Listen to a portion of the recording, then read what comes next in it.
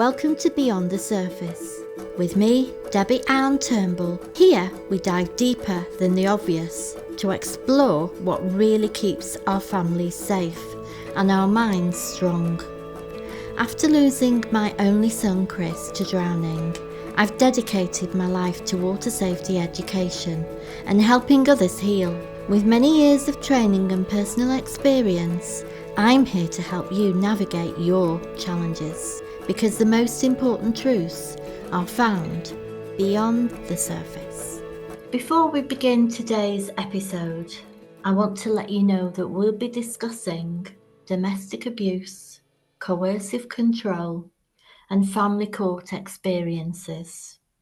While we won't be sharing graphic content, the topics may be triggering for some people. Please take care of yourself and access support if you need it. So today I'm speaking to Dr. Mandeep Kaur Khela, and this conversation is going to be both deeply moving, personal, and incredibly practical. Mandeep has a PhD and spent over 20 years as a medical research leader, including work on Alzheimer's disease. But her life took an unexpected turn when she found herself navigating 30 court hearings as a solo parent to 2 daughters. Now, as an integrated somatic trauma-informed coach and Mackenzie friend, Mandeep supports women and families through coercive control, separation, and the family court system. What I love about Mandeep's approach, and Mandeep, of course, herself, is that she brings both lived experience and scientific clarity to help families find safety in their bodies, in their homes, and in their records. This is a conversation about rebuilding what she calls micro courage, and it's going to be incredibly valuable. Thank you for being here, Mandeep. Thank you very I've much. known you for quite a while now, and I've heard so much about your story, but I'd like you to tell us a little bit about your journey, your story, your personal story, and how did a medical research leader find herself becoming a trauma-informed coach and Mackenzie friend? Yeah, thank you very much, Debbie. It has been quite an experience. Obviously, we've known each other for a little while now. I think it's something that's unexpected, but I think that's how life is, isn't it? You can have this, great plan in your life and think that, this is how it's going to be, and you have this path, and it'll just be step by step. You're going to go on that journey and you'll reach a destination. And very quickly, I started realizing that is not what life is. So when I was younger, one of the things I always wanted to do is be a detective. And I think that's probably an illustration of where I ended up in the end, about wanting to find out what was happening, not just accepting what's in front of me. So I think although it looks like my life is very different to where I started and where I ended up, there is actually some kind of pattern in that, why I've probably been drawn to that. So I'd gone to university and all of those things, but I always wanted to do something a bit different. And I've always had that kind of drive of not being afraid to be like the only one, doing something and stepping out of my comfort zone. So when I went to university, I was the only female on my course. So I did physics, and it wasn't, always a very female, oriented course, but I did it with business management. So I was surrounded just by all these male engineers, but I just went there and I thought, right, I'm going to do it. Then after university, there was a job came up in Scotland in Inverness, so it was away from everybody, and everybody said, "Are you crazy? Why do you want to do that?" But I just went there and I did it, and I said, "It's only 9 months maternity leave," and I went off and did that. And that's those little bits of sort of how my personality was, that I was always wanting to explore and try. So then this opportunity came up in the sense of meeting somebody. So I thought, I'm going to try speed dating. And I tried all the traditional things that everybody does. And I went to this speed dating in Manchester. Right at the very end, there was this person who spoke for a short while, obviously only had 3 minutes. And then, I was a bit curious about him. And I thought, oh, yeah, there's a few things we had in common. And he got in touch with me. And then, long story short, very, very quickly, it all just went like the honeymoon, the golden period, very, very quickly, got married. It was like an absolute, whirlwind romance, and he proposed to me on Alhambra Theatre. He knew I loved theatre. It was on the stage, the curtains opened up. There was, and he came, went down on one knee, presented a ring. It was a Cinderella a carriage in the background. It just couldn't be, more spectacular, if you like. And after that, we became like the golden couple, and people were talking about us and they, oh, we wish we all had what you have. And that's what everybody saw on the outside. And then we got selected for our wedding photo shoot. One of the pictures was in the tube station. So everybody saw that, this glossy image in an Asian Bride magazine. And to everybody, it was like these couple, they couldn't be more perfect. And that's what it looked on the outside. Then very, very quickly, and when we use the word micro, it is what, just small things started happening. But that's where I think that's what brings me to where I started going later, is something was telling me inside my body something wasn't right, but I couldn't explain what was going wrong. But something didn't sit right. So my logic part of my head was saying, oh yes, it's great. I've got married, found somebody, we're settling down, doing all the things that you expect, had children and all of that. Something isn't quite right, but I didn't always trust my gut instinct, but something wasn't mixing with my scientific side, and my heart side. And then eventually it turned out that it was all of those things of uneasiness that I was feeling in my body all turned out to be true. After 5 years of marriage, it just ended just like that. So my world turned upside down, which when I've spoken to you about different things, that where people are thinking they're looking on the outside of something, seeing something on the outside, it looks like, you're going outside, there's a lake, there's a pond, it looks really like appealing, it looks really, say there's a lovely day. And it's really easy to go and think, well, that must be safe, let's go into that water, let's go and have a swim, let's go and play. But underneath, you don't know what's underneath the surface. And I think there are those similarities. Brilliant analogy. Brilliant. And then you don't realize, and so suddenly everything collapsed, and that frog that I thought was a prince, turned out to be just a toad. It wasn't this happy ending at all. But then I got thrust into this world of court. So I did all the medical research, I'd gone off, done all of that. So I was obviously that, realized that I was very, like, in that sense, something very appealing, wasn't I? That on the outside of it, I had a really good job, I was popular, I had really confident. I was speaking at conferences, traveling the world, working on different projects, and obviously I had like an income which was kind of matching that. So I was like almost like a prize to get, like an object. It wasn't about the person, but also the qualities, because the person would be mirroring those qualities because it was helping, their image. So when it all went wrong, it got thrust into this world of family court. But that's where I think it was where that scientific brain and the piecing together and that detective sort of curiosity that I had at the beginning. I wanted to be like a Nancy Drew and I used to love all these mysteries. But I think that I know what the truth is and I'm going to stick to the truth. And then that just started this whole path of going through and navigating, of trying to match up with what people are feeling, what people are saying, what is that the evidence to support when somebody's saying this, what matches, what doesn't fit. And I got thrust into that world, and it was all centered around I'm telling the truth and finding a voice, because my voice had been taken from me.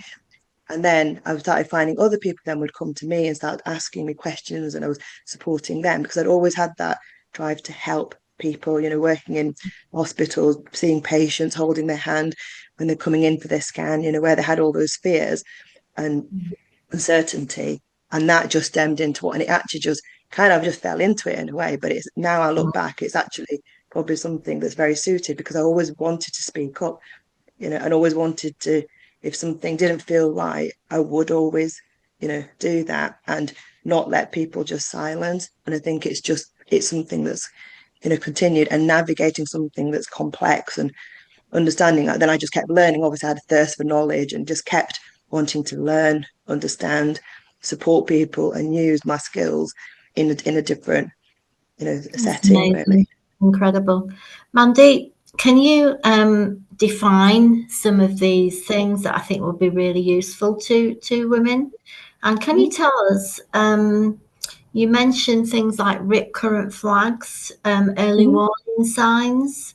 Can you tell me a little bit about those, please? Yeah, so I think it's like sometimes it's a little bit like that gut instinct because people often don't look at what your gut instinct. You don't always know that something isn't quite right, but something in your body is telling you. And often people just use their brain and their thinking part of their body, but everybody doesn't always fully get how connected they are. You know, like your mind and your body are very much. And now I'm really happy to see it's talked about so much in terms of mental health and everything else, that how much your body. So 80% of like the signals in your body about you analyzing a situation and your nervous system are coming from your gut. And so if your gut is telling you something when you walk into a room and something isn't quite right, even if thinking part of your brain can't tell you what's wrong, something in your body is telling you. You know, sometimes when you go, like you have an exam, or you walk into where saying like with Dave as a woman, or it could be a man as well. You're walking in, you'll know somebody, and somebody's saying something, but something doesn't quite fit in. It might not be something directly that they've said, but something's telling you about another person. It could be it's just an expression, and that's why I use the word micro. It's just small things. Sometimes it might be a word that they've said, yeah, or a look, you know, or something about their body language, or the feeling that you get when you're around them that something isn't quite right. So that's the biggest thing that I think of, that it's that you've got to look for the smaller things, the little niggles, yeah, which might seem small, but they could be something bigger. And then having like the boundaries. But the rip current I talk about is that it's like when you go into the water, isn't it? On the surface, everything looks still and calm, but it's something underneath it. So you wouldn't just jump in the water, like you talked a lot about that with the work that you do, obviously, that you know, you don't know what's underneath that surface. On the outside, it could look really still and calm and really welcoming, but underneath, there could be something really, really dangerous. There could be this undercurrent that could literally rip you away. It could trap you. You know, all sorts of things could happen, and that's very much in any relationship, you know, whether it's a personal relationship, whether it's with a friend or professional, is always before you know and you really invest in that relationship, know that there could be something just on the surface, to have the boundaries in place. And Mandeep, can you tell us what kind of mistakes people make? Now, I've been in this situation nearly all my life with, sadly, with my parents, as you Mm-hmm. well know. And I could talk a lot about this, but you know, you're the expert, and so I'd like you to just give some good pointers about how to recognize coercive control, whether it could be, and don't forget, we always think it's men, it can be women, it can be a lot of mothers are narcissistic. Sadly, mine is as well. And I think it's so important that people, because you think you don't want to think, I don't want to think these things of my parents, but it's true. And it's took me years when it happens again and again and again. You get to that point where, so you tell us, what point do we get to? Yeah, so in terms of coercive control, it's very much a pattern of behavior. So you do need to look at something that's repeating, because sometimes if this is a one-off, it could just be something else. You know, it might just be an innocent thing that somebody told you, oh, you need to wear that. You know, it could just be that one-off. It might just be that on that day, you know, they suggested it because you look nice.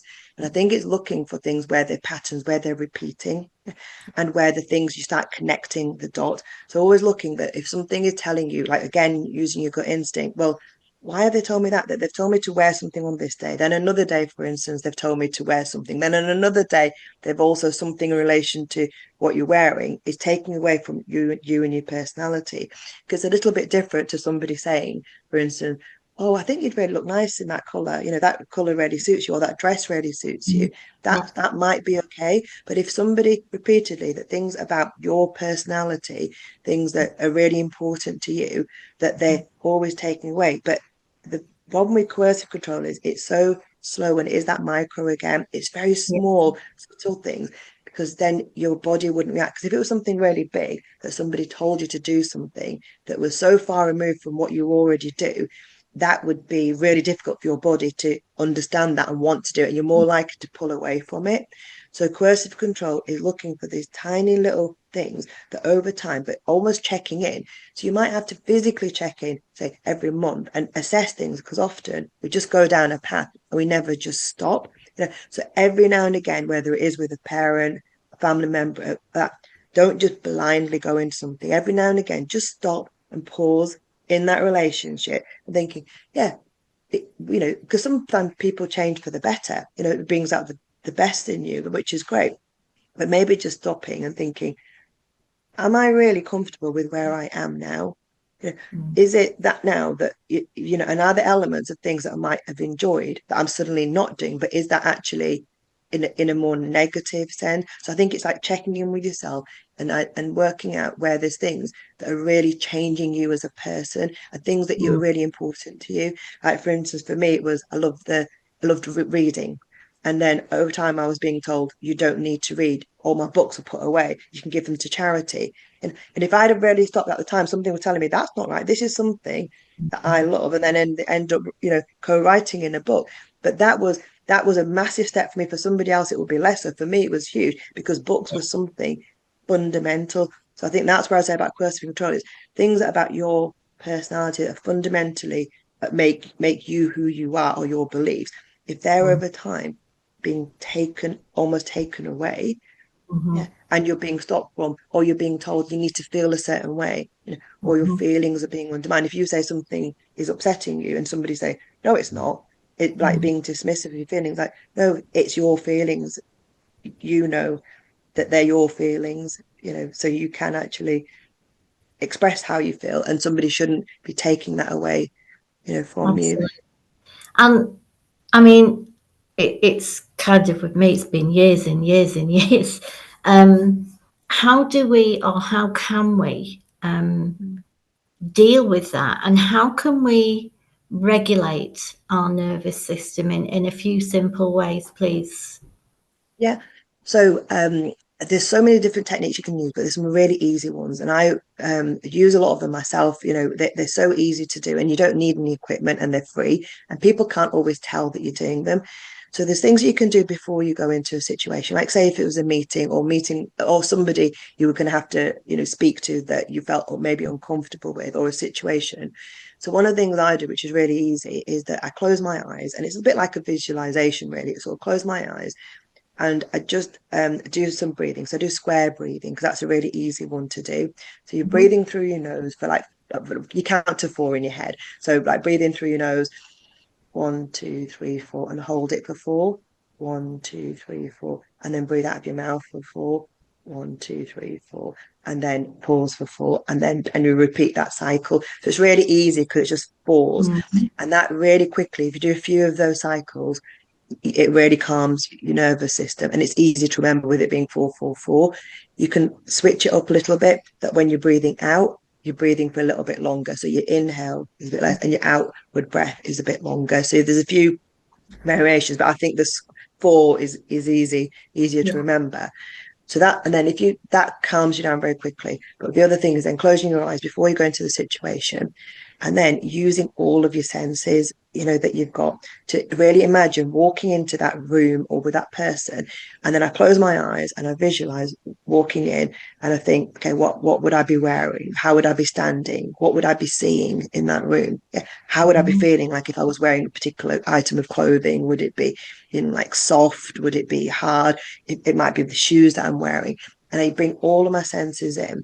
And then I just imagine myself because your brain doesn't know if it's real or imagined. And you can kind of trick your brain. And I work through that whole scenario. Like if I'm walking, say, into the courtroom, then I think, I'm going to walk in and I'm going to sit here, then I'm going to stand, I'm going to walk into the room, and then the judge will be there. I'm going to be here, I'm going to have all my papers, and I'm going to speak in confidence. So I've already tricked my brain into thinking I've done the thing already. So when I Mhm. then walk into that situation, I already feel really, really different.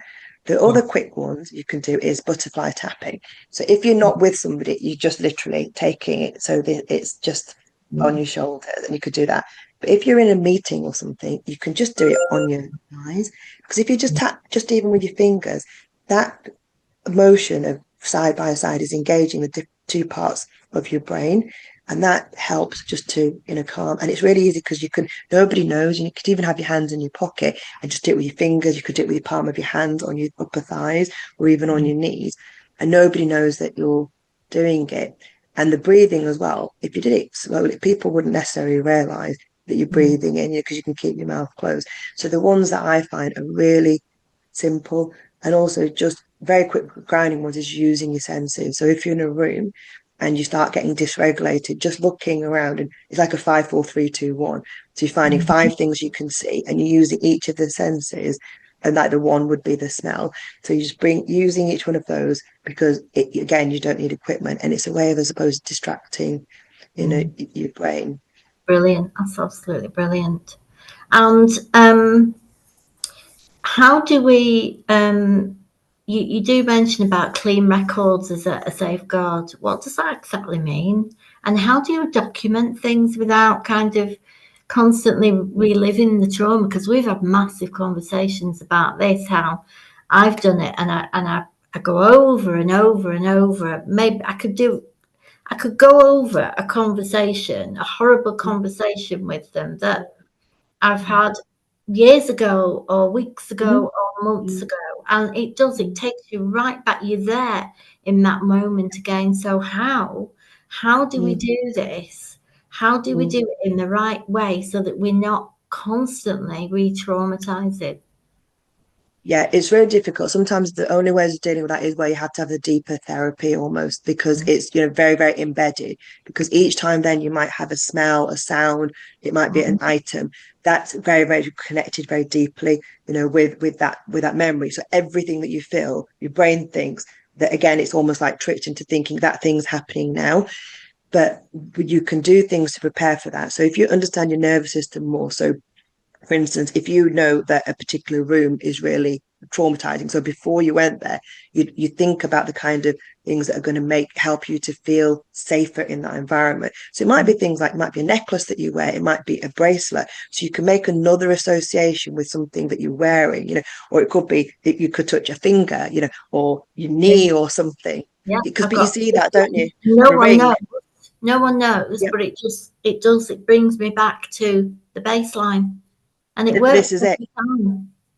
Absolutely. So it's a way of connecting with something that you might be wearing, or if you're not always going to wear that item. So either you're taking an item with you, or somewhere on your body that you know that you can touch, which will remind you. And a really easy way of doing that is that you can have that you eventually you make it so it's a word, right? So it's again a visualization of thinking. So if you want to feel calm, then you can close your eyes, do a few of the breaths just to calm your nervous system, switch off a little bit from the world, and then you think of a place, say I don't know, it might be say by the beach, and I know that you love being by the sea and the coast, so it could be that. So you imagine yourself, so a particular place that you feel that feeling, whether it's a calmness or confidence, and then you close your eyes, use all your senses, and think, what is it that you're seeing there? What kind of smells are there? If it's a seaside, I mean, obviously it might be, the saltiness and the water, and the things you can hear might be like the gulls, coming by, and the wind, and obviously the waves, kind of crashing. And you bring all those senses in, and you think about that word. And if you keep practicing that a few times, eventually what you'll be able to do is just think of the name of that place, and that'll instantly, in literally Yeah. seconds, bring back those emotions. So where you're saying like you have the negative triggers, you're making the opposite of something like a Mm. positive. So instead of it triggering off downward spiral, you're trying to think of a thing where your brain is associated with positivity, and then it will just, in the same way as a trigger, escalates all these negative emotions. The Mm. positive one, you've got that connection. And then where you were talking about like record keeping, you can, so it's about sort of preparing yourself, that you're going to talk about something or look at something which is difficult, but preparing your body before you go there. But if you do get triggered in a situation, knowing that you can pause before, for instance, you answer. So somebody's there and they're asking you questions and you don't feel comfortable, it's ways that you thought of physically, say, removing yourself, and say, before you respond, say, I think we'll just, can I just have a moment? You Yeah. might have a drink. So you put in little stop gaps of Mm.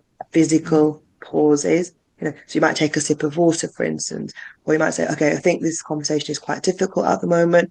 Let's just have this one later. Yeah, I'm just going to step out, or could you just step out? So you're physically, again, about putting boundaries, and Yeah. tying into record keeping. Obviously, you can have emotions if you're talking about a situation, like you said, it could be a parent, it could be, a partner, a child, whatever it is. But then also there's method that people talk about BIF, brief, informative, and keeping it simple. Yeah. So you're keeping it very, very simple.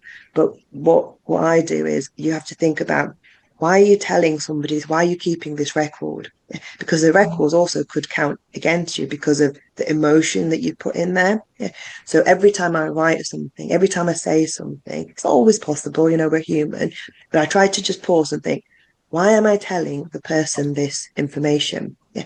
And kind of think a few steps ahead. If I record this information, is it going to be helpful or not? And have a little filtering process to think, what is the purpose of what I'm writing? And if I think it might be used against, but sometimes you don't know at that time, it may or may not be useful, but you're putting it in a way so it looks like you're talking more not from an emotional perspective, more from the facts that this happened, and the consequence of that was X, Y, and Z happen. Yeah. So you're almost following like a little sequence, which also helps to make it a bit more effectively neutral. So it's not a view. Yeah. So you can talk about how something makes you feel, but you have to bring in the facts, that this person said this person said this, and the consequence of that was this. This is what the outcome was. And then it is a little bit more formal, but it helps to dial down, some of the, Brilliant. emotion.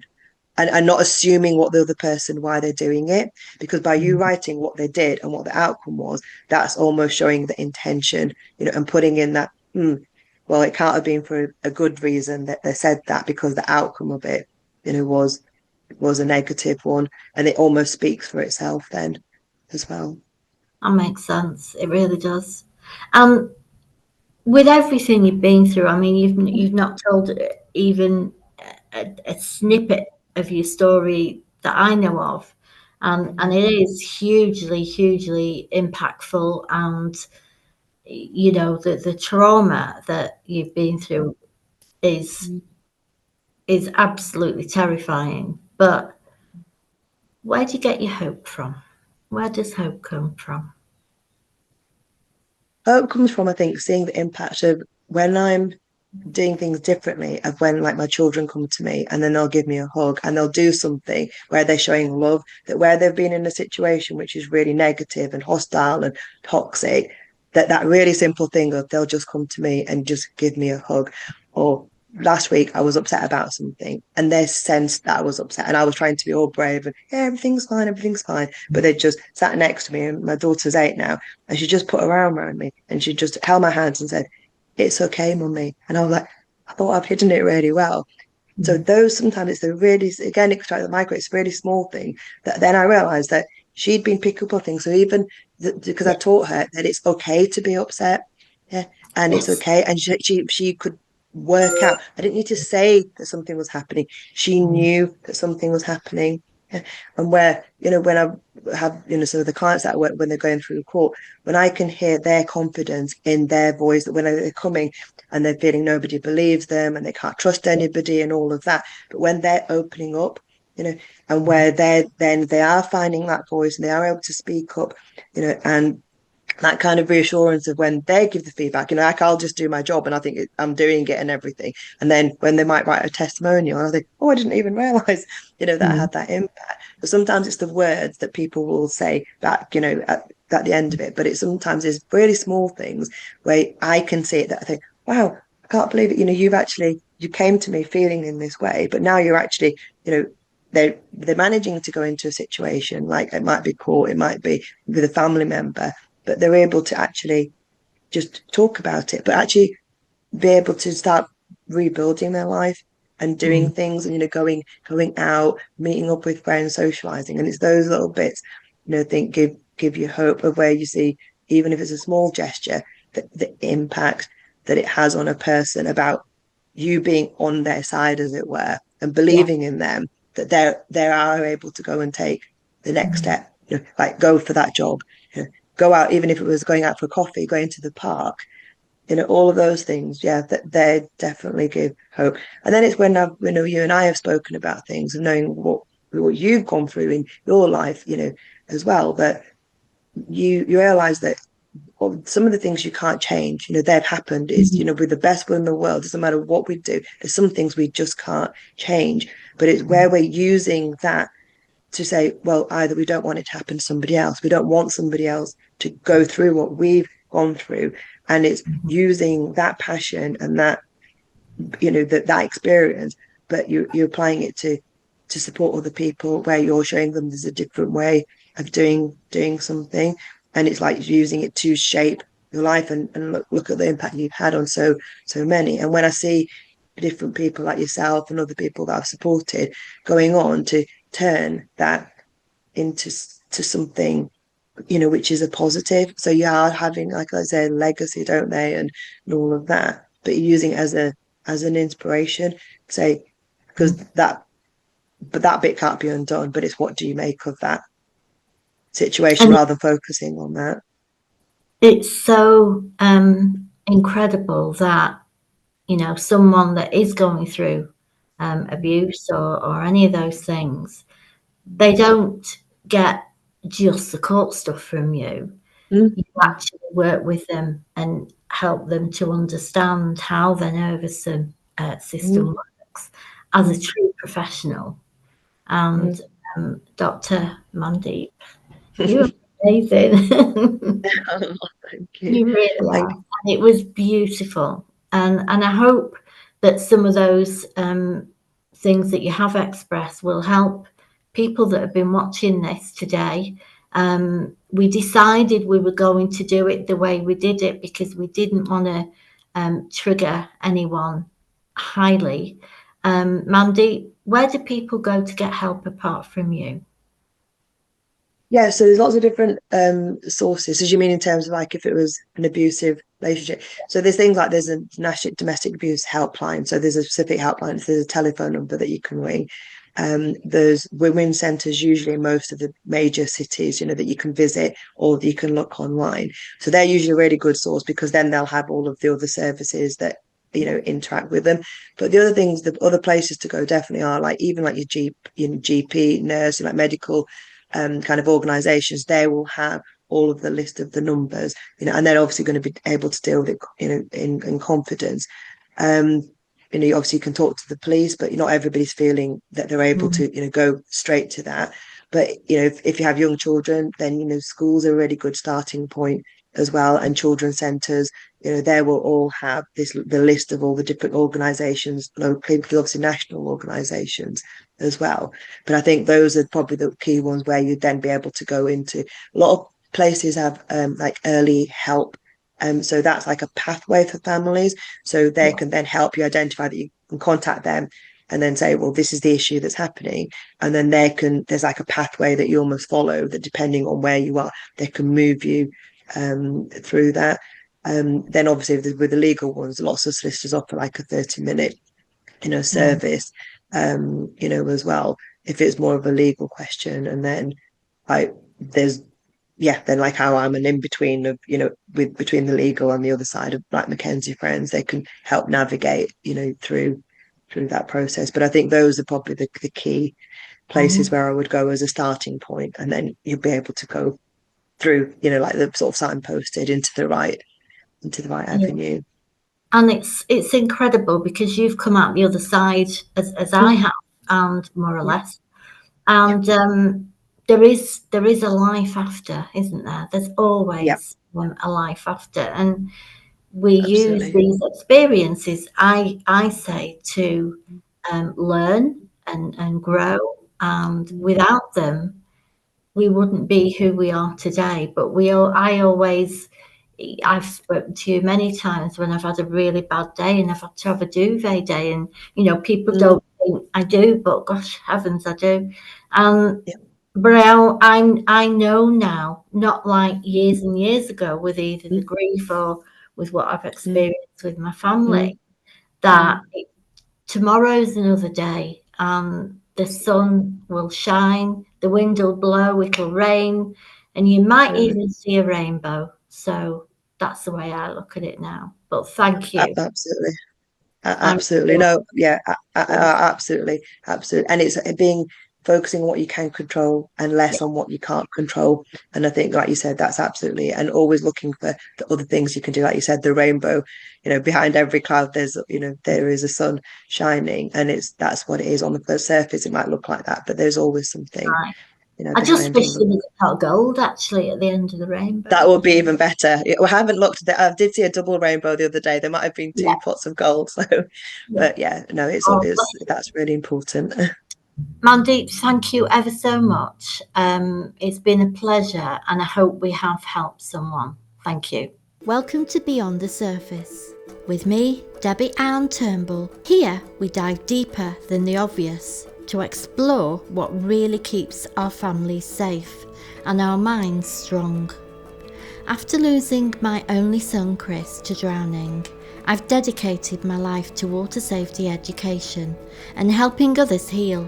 With many years of training and personal experience, I'm here to help you navigate your challenges, because the most important truths are found beyond the surface.